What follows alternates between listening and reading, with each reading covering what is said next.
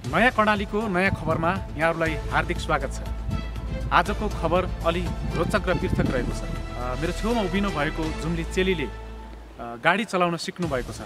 तपाईलाई लाग्ला उहाँले के कसरी सिक्नु भएको छ भन्ने खुल्दुली पनि होला। आत्मसम्मानका लागि सहकारी क्याट नेपालको आयोजनामा जुम्लामा ड्राइभिङ तालिम सञ्चालन भएको थियो। जुम्ला खलङ्गा बजारबाट पातरासीको उर्थु र चन्द्रनाथ नगरपालिकाको केटीएससम्म उहाँले चलाइसक्नु भएको छ। के कसरी सिक्नुभयो, यो आँट कसरी आयो, खास गरिकन केही सीमा र बाधाहरू पनि छन् हाम्रो समाजका, जसले महिलालाई काम गर्न अप्ठ्यारो भइराखेको पनि छ। तर यो बाधालाई चिर्दै आज उहाँले गाडी सिक्नु भएको छ। उहाँसँग कुराकानी गर्दैछु।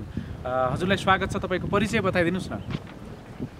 नमस्ते, मेरो नाम सरस्वती बुढा, कन्या सन्तरी गाउँपालिका वडा नम्बर 3, मेरो घर चाहिँ माझबुडो। हजुर, अनि तपाईँले यहाँ गाडी सिक्नुभएको हामीले खबर पायौँ। सुरुमा त तपाईँलाई यो आँट चाहिँ कसरी जुट्यो, हिम्मत कसरी आयो भनिदिनुहोस् न। हामी त गोच तालिममा गयौँ। हजुर, तालिममा गएर मैले अर्कै रोजे थिएँ, मिस पाल रोजेको मैले। त्यसपछि मिस गाउँ जानुभयो। गाउँ गएर फेरि मलाई ड्राइभिङ सिक्दा राम्रोभन्दा केटी मान्छे हाइटी पनि छ भनेर मिसले भन्नुभयो। मैले हुन्छ भनेर त्यही कुरा सिकेँ। अनि त्यही सिकेर म यहाँ आएँ, यता ड्राइभिङ सिकेँ। अनि त्यही नै हो। अनि जस्तो तपाईँलाई गाउँमा के भन्छन्, कुरा काट्ने मान्छेहरू पनि होलान् होइन? काट्छन्, कारण त मेरो बाबाले नसिक्दै यस्तो नराम्रो भन्छन् सबै गाउँको मान्छेले भनिरहेको थियो। मैले केही हिँड्न भनेर कुरा काट्ने काटिदिरहेको छन्, म अगाडि बढ्दै राख्छु भनेर मैले घरमा भने बाबामालाई। भनेर माने बाबामाले, ठिकै छ, पछि पनि घरमा आएपछि काठमाडौँ जाली सिकली भन्ने सल्लाह पनि दिएछन्, आश पनि गरेछन् घरकाले। अनि अब चाहिँ के गर्नुहुन्छ? यहाँ सिक्नुभयो, अब एउटा आँट त आयो नि तपाईँमा, अब भविष्यमा चाहिँ यो चाहिँ गर्छु भन्ने केही लागेको छ मनमा? लागेको छ। के गर्नुहुन्छ अब? नै पहिला गएर सिक्छु, यति नै मैले पुगे पनि छैन। सिक्यो भने फेरि केही गर्ने, अर्को गाडी चलाएर हुन्छ कि पछि अब पैसा जम्मा गर्दै आफ्नै किनेर चलाएर हुन्छ कि कसरी अगाडि बढ्ने भन्ने त्यस्तै हुन्छ। जस्तो धेरै महिलाहरू हामी सक्दैनौँ कि गर्न सक्दैनौँ कि भन्ने त्यो खालको न्याचुरल अथवा त्यो खालको क्षमता राख्न सक्दैनन्। तपाईँ ती आम दिदीबहिनीहरूलाई के भन्न चाहनुहुन्छ? अनि फर्स्ट यहाँ आउँदाखेरि म सक्दैन कि अरू केटा मान्छेले अब सक्दैन जस्तो लागेको थियो। त्यहाँबाट पछि फर्स्टमा चलाउँदा अर्कै डर लागेको थियो। अङ्कलले अलि झर्केर बोल्यो अनि म सिक्दैन कि भन्ने फिल भएको थियो।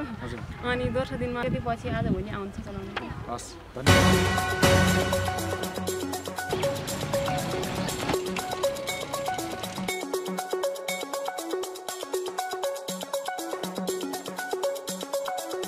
एकै बच्चा मात्रै पाएर उत्पादन गरेर हुँदैन। महिलाले पनि पुरै जिम्मेवारी लिनुभएको छ। महिलाले पनि गाडी चलाउन सिकिन्, अटो चलाउन सिकिन्, महिलाले पनि राइफल हान्न सिकिन्। हरेक कुरा सशस्त्र नायकी, आर्मी नायकी, राष्ट्रपति नायकी, महिलाले पनि सबै कुरा सिकिन्। एकदम नानीलाई धेरै धेरै धन्यवाद छ। म धेरै खुसी छु नानीदेखि। आज कनका सुन्दरीको गाउँपालिकाको एकजना नानीले गाडी चलाउँदा सिक्दा म धेरै धेरै खुसी छु।